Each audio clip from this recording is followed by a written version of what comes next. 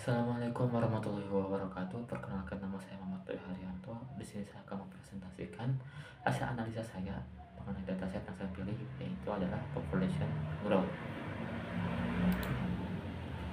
Oke, kenapa dataset yang saya pilih ini, yang saya ambil ini, itu dia memiliki titik awal yaitu di tahun 1951 hingga tahun 2023, yang dimana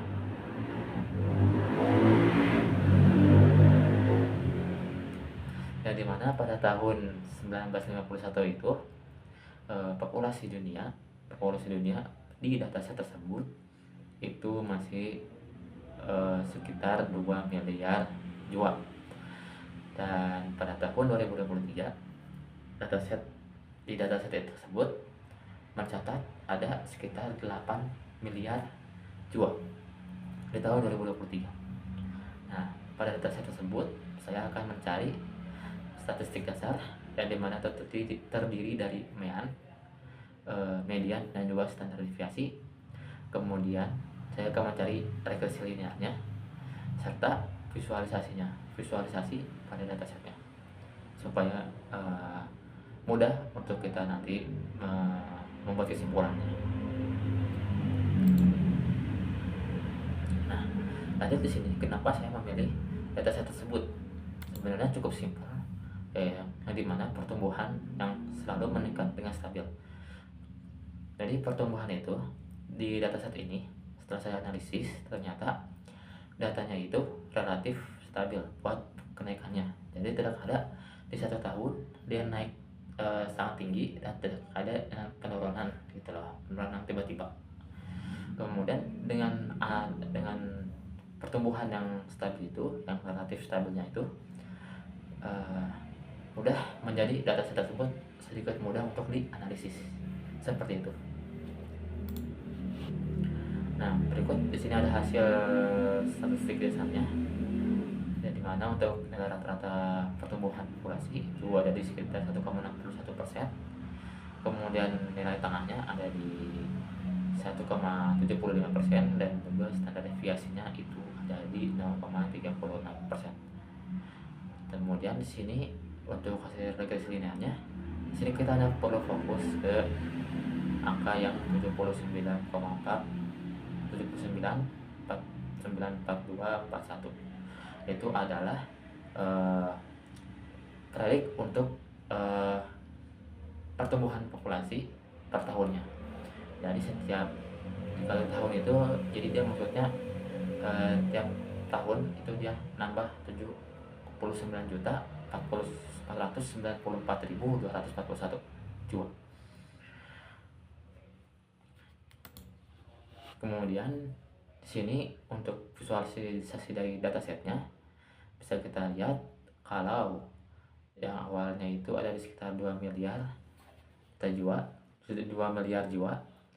dan dia terus meningkat dan relatif terus meningkat. Tidak ada peningkatan yang sangat tiba-tiba sangat tinggi, dan juga tidak ada penurunan yang sangat tiba-tiba. Semuanya relatif meningkat secara stabil. Dan kalau bisa dilihat di sini populasinya ini 0, 1, 2, 3, 4, 5, 6, 7, 8 ini bukan kayak 1 jiwa, 2 jiwa, 3 jiwa, bukan, tapi ini sebagai permisalan aja. Jadi 1 miliar, 2 miliar, 3 miliar, 4 miliar, 5 miliar, 6 miliar, 7 miliar, dan juga 8 miliar, dan juga seterusnya. Untuk tahun di bawah sini itu ada dari tahun 1950, patokan titiknya dari 1950, cuman di 1950 ini karena dia ada datanya dan adanya juga dari 1961, makanya di dataset tersebut ada visualisasinya lebih tepatnya itu dia kosong. Jadi dia akan muncul visualisasi datanya di dataset tahun ke 1991, yang dimana tuh di setelah 1950. Kemudian di sini sampai tahun 2023. Sekarang kita masuk ke kesimpulan. Nah, di mana di kesimpulan ini saya bisa menyimpulkan dari hasil dataset tersebut, ke analisis dari dataset tersebut, di mana rata-rata pertumbuhan populasi itu ada di angka 1,61%. Atau kalau melihat dari regresi linearnya, yaitu ada di angka 79,4 juta jiwa. Juga melihat dari visualisasi data pertumbuhan populasi per tahunnya yang udah kita visualisasikan tadi, itu bisa kita bilang cukup stabil ya dalam pertumbuhannya atau dalam perkembangannya. Dan juga di sini ada sedikit rekomendasi dari saya karena saya tidak melakukan prediksi dalam jangka panjang. Di sini saya akan memberikan sedikit rekomendasi kepada kawan-kawan semua. Jika ingin melakukan prediksi jangka panjang, kita bisa menggunakan model yang lebih kompleks seperti polinomial atau eksponensial. Karena di sini dalam penggunaannya yaitu anaconda, saya melakukan analisis menggunakan anaconda. Saya hanya menggunakan model Matplotlib juga skalen yang linear regression ya, untuk mencari visualisasi datanya dan juga linear regressionnya, yang dimana itu prediksi jangka pendek bukan jangka panjang. Dan oke, mungkin itu sekian yang bisa saya sampaikan pada presentasi saya. Mudah-mudahan dari hasil analisa saya semuanya bisa mengerti secara menyeluruh apa yang saya sampaikan. Mungkin sekian yang bisa saya sampaikan. Mohon maaf bila ada kesalahan atau suara-suara yang berisik karena ruangan saya tidak kedap suara. Saya ingin rekaman malam cuman tidak sempat, makanya saya rekaman pagi hari.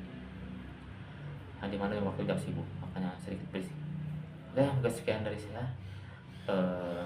Mohon maaf bila ada kesalahan.